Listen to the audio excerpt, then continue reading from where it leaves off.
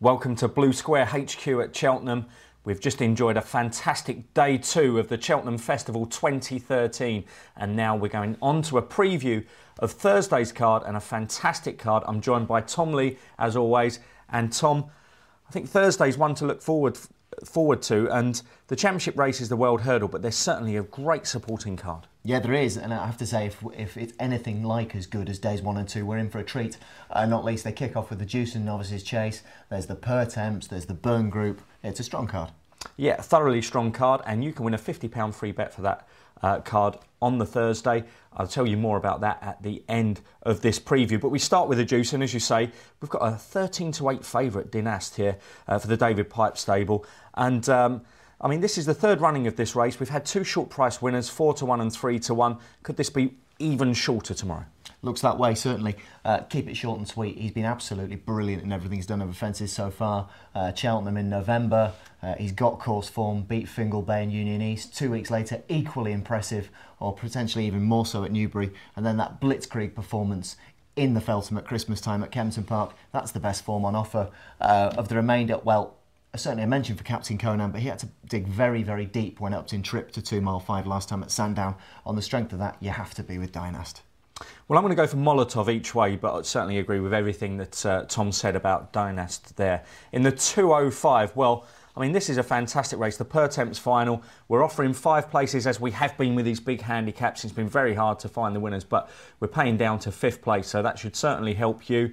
And Tom, what would be your advice based on that offer of 5 places in the Pertemps tomorrow? Well, in that case, hunt around for some value. Try and turn it to your advantage. We've got what potentially might be a pretty poor value favourite here in the shape of Paul Nicholls' Sam Winner, who was a good juvenile 2.5 years ago. But his price seems to be pretty much based on the fact that he beat an out-of-tune Pedlar's Cross in a jumper's bumper at Kempton a couple of months ago. They seem to have perhaps gone a little bit overboard about that. And there's loads of good horses in there, but a progressive one having his only 4th run for Charlie Longsdon. And I know Blue Square overnight, a 20-1 with the 5 places. Is a horse called Eli Brown down the bottom, nicely weighted. There's not one, 2 Pertemps qualifiers coming into this, first at Aintree and then at Warwick. I think Cheltenham will suit him, and at a big, big price, he could do us a great favour and run into the frame. What do you think? Yeah, certainly could. I again agree with what you say about Charlie Longsdon's horse there. You're not thoroughly exposed this season. 3 runs, 2 wins. I would go for American Trilogy, though. Hasn't won this season, but I think Paul Nicholls with Harry Derham up top. At 18-1, I think you're getting a good price about that one each way, and again, with those 5 places. And again, a shrewd move to take the 5 off as well. Exactly, yeah, and the fact that Harry Derham's taken off 5, I mean, it's a very low weight as it is, and for American Trilogy, and with Harry Derham taking the 5 off, I think that gives it every single chance. The 240 is the Ryanair, and this is one of my favourite races of the meeting, certainly my favourite race of day 3 at the meeting. We've got First Lieutenant as a 5-2 favourite there, with Q Card at 7-2, so it's quite tight at the head of the market, and Riverside Theatre's in there at 11-2, last year's winner. So it's a small field, but it's a quality field. Very much so. You've got Alberta's run, 3 times a winner at the festival, twice in this race indeed. But he's 12 now. Riverside Theatre, he won it last year. But the thing about him is, after a tame effort in the King George's, he is good as he was. Menorah, talented, makes mistakes. Exactly the same problem with Q Card. Look at For Non-Stop, he's a lively outsider. Champion Court, well, he seems to love to get beat despite the fact he often runs well. And that leads us back, every time I look at this race, to the favourite First Lieutenant. He's 5-2 with Blue Square. And with him, you have to say, potentially a fast run 2 mile 5 could be his absolute optimum this season. 3rd in the Hennessy, 2nd in the Lexus. Brought to a peak for this day. I know there was a bit of a war waging about whether or not his trainer wanted to run him in the Gold Cup. His owner, Michael O'Leary, the boss of Ryanair, wants to win his own race. He's got Sir Deschamps for the Gold Cup. So they come here, and although his trainer, I think, would have preferred to go for gold, I think this will be a nice consolation. He can win at 5-2. Yeah, 5-2. Obviously, expect that to be well backed. But again, you know, there are some short prices at the head of the field there. I'd give a mention to Champion Court, course and distance winner, 8 years of age, and I think that one could go well. 8 runners at the moment, so you're getting 3 places there, which is also of benefit to the punters. Now we move on to the feature race of the day, the World Hurdle, and obviously there's no big bucks. That was the headline news. So there's going to be a new winner of this race, and well, I've looked at this time and time again, this race, and I can't really get away from Oscar Whiskey. the 4-1 favourite for the race, but there must be some value elsewhere, Tom. Well, there is, because it's a false favourite. I wonder who Oscar Whiskey is priced at on reputation, not on achievement at this That's trip. what I feel when I look at it. Yeah. His race is the Aintree Hurdle next month. If there was a Ryanair hurdle, an intermediate distance hurdle, he would win it every time, standing on his head. Unfortunately for connections, there isn't. This race, to my eyes, it's the old stayers hurdle, the world hurdle, and it goes to the strongest stayer. That quite clearly on this season's evidence, based on the long walk and indeed the cleave at Cheltenham, is Rev de Civilla. He's very much a dour grinder, a bit of cut in the ground, that'll suit him as well. Not absolutely essential, nonetheless. Now, our guys in the office have taken a view against Rev de Civilla. We're actually gone best price here. I think they're brave to do so. 9-2. I think they're brave to do so. Certainly, look, think back to last year's race. Oscar Whiskey came there travelling very, very powerfully, but he faded coming to the last. And again, all right, he did seem to travel better and see his race out better in the cleave. But did he find one too good? Yes, Rev de Civilla. So the form's in the book there, really. And he's very much, to my eyes, the one. He's not the flashy traveller. He is the grinder, if you like. But he gets the job done. And if one's 4-1 and one's 9-2, that tells a story for me, and I'd definitely be backing the one at a bigger price. It's not just a 2-horse race. Get me out of here. He's been the bridesmaid on a couple of occasions at the festival. Peddler's Cross, he certainly is a big noise potentially if he stays the whole way. Donna McCain said, well, he'll be bang there coming to 2 out. What happens then?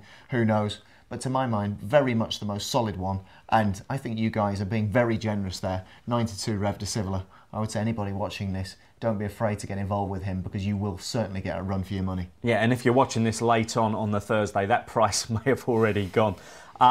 It's been the best policy to probably listen to what Tom's been saying over the first 2 days, but my very best bet of the meeting is Smad Place in this race. And I was actually encouraged to see Medina's win the race today, because I feel that at least suggests that Alan King, who's had pretty much a torrid time of late, he's back in form, and I think Smad Place was really up against it as a 5-year-old last season in this race. The stats tell you that winning the World Hurdle at 5, I mean, it's just almost impossible. That's right. But to run into a place behind big bucks, there's no big bucks this year. I think at 11-1, providing Smad Place is back on form, can certainly fill a place and might even sneak a win. Certainly my best bet of the meeting. We're moving on to the 4 o'clock, the Burn Group Plate, and the difficult races at the end of the card each day. It's weighted in the bookmakers' favour that particular way, and we only saw that with the big price winners towards the end of today's card: 33-1, 25-1, and 25-1.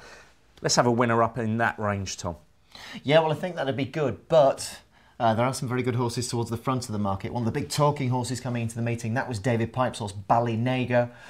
He had 6 entries on the back of a 19-length win on his UK debut at Warwick. Short as 4-1 here, Tom. Short as 4-1. Yes, he is, but don't forget, of course, last year they took this route with a horse called Salut Flo, who won very easily in this race. Yep. Absolutely.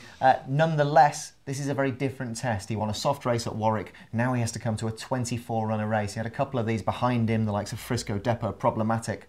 But it's a skinny price, isn't it? What's more, I mean, look at the ratings there. I mean, you go through some of those top horses up the top there. Ballynaga rated 143, and the stats tell us that 23 of the last 25 winners rated no higher than 141. Looking through those, the likes of Hunt Bull, he was a winner at the festival last year. He hasn't won since. And despite that stat saying 141, I'm just going to creep a couple of pounds above and put in a word here for Paul Webber's Cantlow in the colours of JP McManus. They'll certainly be looking forward to seeing him. 17 of the last 21 winners of this race ran at the festival before going on to win this race. And Cantlow, indeed, was a fine 3rd in the Pertemps Handicap Hurdle on this day 12 months ago. And he's been pretty good over fences so far. Second, first. And we know he acts around Cheltenham. So at bigger odds, Ballynaga 4-1. This lad, I'm sorry I can't oblige with a 40-1 shot, but he's 7-1, and I think he's a solid option. Well, that will certainly do us, and I'm trying to push you towards one of the bigger price ones, one that I quite fancy, 14-1, Venetia Williams, Cap de Cerissi. Why do I try and pick all these big, hard to pronounce ones? But that one's certainly in with a chance and could run well. An each way price at 14-1. The 440 on day 3 is the Fort Warren Kim Muir Challenge Cup Handicap Chase, and we've got Super Duty at 5-1 heading our market. And this is wide open, but as I've said, I say it all the time, these races are towards the end of the card. Big price one in this? Yeah, I think so, actually. The first one I was going to pull out was Nicky Henderson's Prince of Pirates. Hasn't got many miles on the clock. Not guaranteed to put in a clear round. Does make quite a few mistakes and has had problems with injuries. He's got Nico de Bonville on his back. But I think maybe the one to beat them all and maybe put a few points on the SP chart at the end of the week. Harry the Viking, 16-1, belongs to Sir Alex Ferguson, trained by Paul Nicholls, ridden by Stephen Clement. He also, not too many miles on the clock, but he's a horse who goes very, very well fresh. Ran on really well. Maybe didn't quite see out a true run 4-miler last year. This maybe 3-mile, 1.5. Perhaps this is his trip.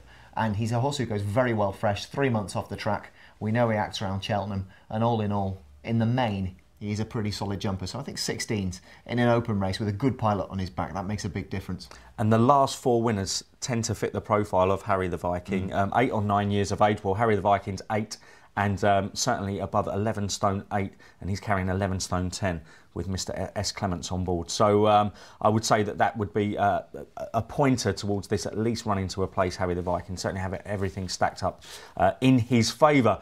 The 5:15 is the cross-country chase, obviously moved from the first day of the festival. So we've already done this if you've watched on Tuesday, but we're going to go through it again. And Tom, this race does have a place at the festival, as I said before, and some people like to find big price winners, mostly ones coming from Ireland, but Balthazar King smashed that stat last year. Is this going to go back to the Irish? Looks that way, certainly. No Balthazar King this year. They'd won 7 on the bounce prior to that. Outlaw Pete, obvious claims. Arabella Boy in the hands of Nina, obvious claims. But I would say, have a good look at the top weight, Uncle Junior. He's the one I liked on Tuesday. That hasn't changed. Horses with a history of running a big race under top weight. Spot the Difference 05, Garchon Petra 09. Loves it round here. Twice a course and distance winner here. And what I really liked, I was at Punchestown last April, won the Latouche, 4-mile 1, heavy ground, stays longer than the mother-in-law. Honestly, I would be surprised if this lad at 8-1 can't give us a run and perhaps just creep into at least the frame, maybe even go and win it 8-1. Would be very nice to round off the day. OK, well, I'll get your best bet of day 3 before I give out the chance for you to win a £50 free bet with Blue Square. Now, all you need to do is tweet us at BlueSQ, which is our handle on Twitter, and tell us exactly how many lengths Sprinter Sacra won by in the Champion Chase. So tweet us before 1 o'clock on the Thursday of the Cheltenham Festival, and we'll pick one of you who gets the correct answer at random to win a £50 free bet with at BlueSQ. Tom, your best bet on day 3 of the Cheltenham Festival? Well, by 1 o'clock on Thursday of the Cheltenham Festival, I certainly will have been backing First Lieutenant to win the Ryanair. I think he'd have had a real squeak in the Gold Cup. So perhaps a distance that suits him even more. Back to 2-mile 5. He's the one for me. 5-2 with Blue Square. Very fair price. Well, thanks for watching. Hope you have a great Thursday of the 2013 Cheltenham Festival, and join us again for Friday's preview.